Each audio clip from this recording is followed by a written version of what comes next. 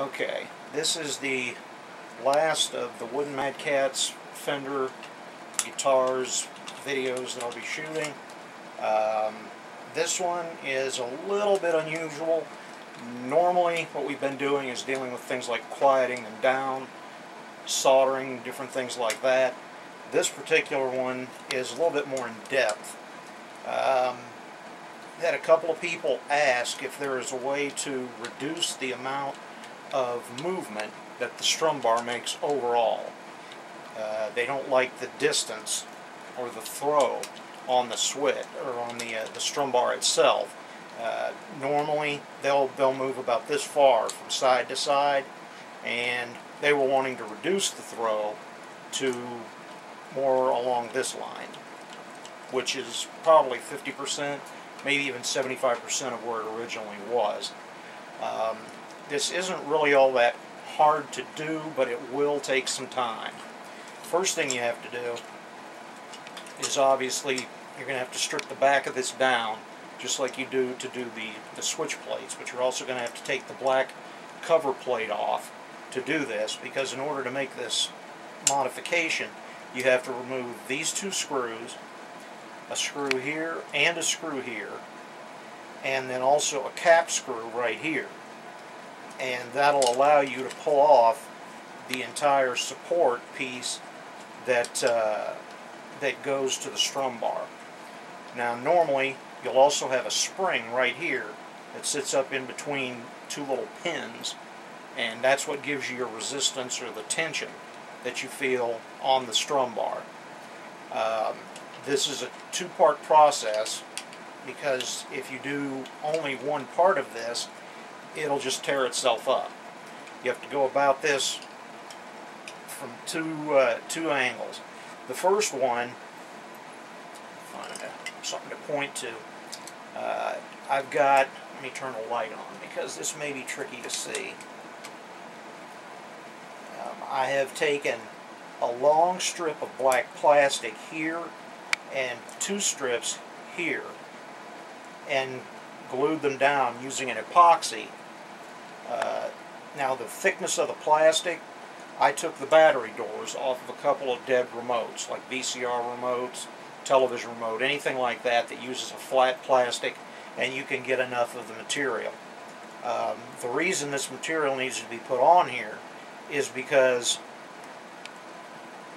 the Strumbar, the amount of stress that you put on it, it will break either the supports or it'll break these pieces off if you don't do both of these fixes.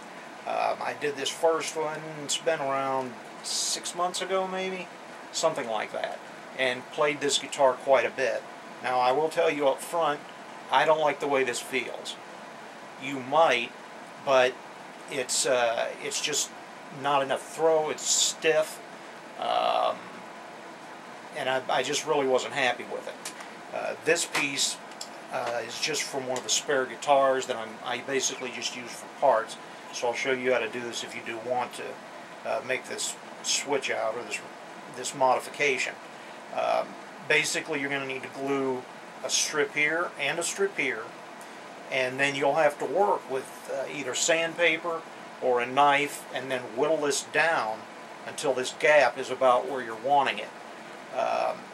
What this does is that plastic will butt right up against the little ramp that is on both sides here.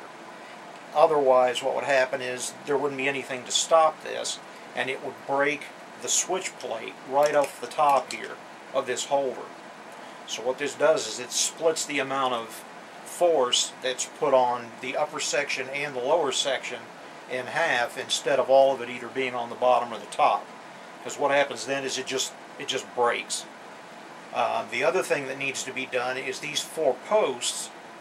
You're going to want to take a piece of sandpaper, something relatively fine grit, maybe even an automotive paper. I used a wet dry sandpaper, and I had a sanding block, but you can use a piece of wood. If you've got a tin of mints, back of a remote, anything that's completely flat, and you're going to want to take and sand all four of these posts down evenly. And this is going to be a little bit of a work a little, test it, work a little, test it. I went down, it was probably anywhere from a 32nd to a 16th of an inch total. And what that does is when this is in place, when you've got your switch mount on the top, put where it belongs, as this thing rocks from side to side, these two parts will come in contact with the switches. This is what actually triggers the switches.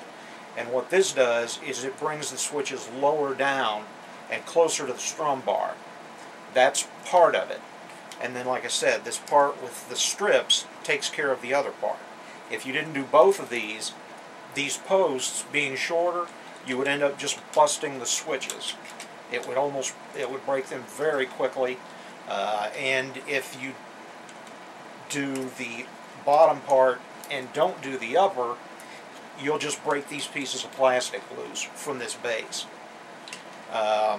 What I came up with when I was finished with this is I had a throw, instead of like this, the throw was about like that. But again, it to my type of playing and the way it felt to me, that's just not enough throw. Yeah, you can do some super fast movement, but it just didn't feel good. And I did give myself quite a bit of time to work with it and see if it was just something, you know, that I would get over because it was foreign to me. But no, it didn't. But wanted to go ahead and get this shot and show you how to do this because I said I would. I'm way late doing it, but have done it. But you should be able to see pretty clearly.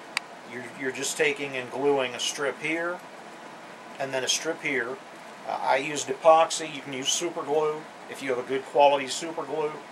You want to rough both sides of the plastic up, the bottom of this and this piece where it's going to be gluing to, because that roughness is what gives the glue something to get a hold of. If you leave those shiny and glossy, it's not going to hold. And then you're going to have to play with this. It's probably going to be almost impossible to see here, but it really doesn't come out that far into this cavity. But the biggest thing isn't how far this way it comes out, it's how much higher it raises here. And what that does, like I said, it comes into contact with these ramps about partway down, and it's not quite as much, doesn't allow quite as much pressure to either be exerted on the switch plate or just here. And that's about it. You get done with that, put it back together, and just screw everything back down, and that'll give you a reduced throw. Now, obviously, if you sand these down and then glue this on, there is a liquid that you can use, and it will melt super glue. You can get it from almost any hobby shop if they deal with model airplanes, flying planes, remote control cars, anything like that.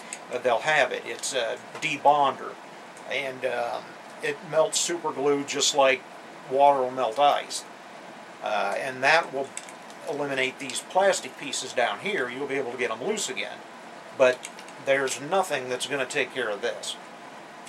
Once these are sanded down and shortened, about the only way you're going to be able to do that is you're going to have to place washers in here to build it back up, or you're going to have to come up with some kind of a creative solution to get your height back.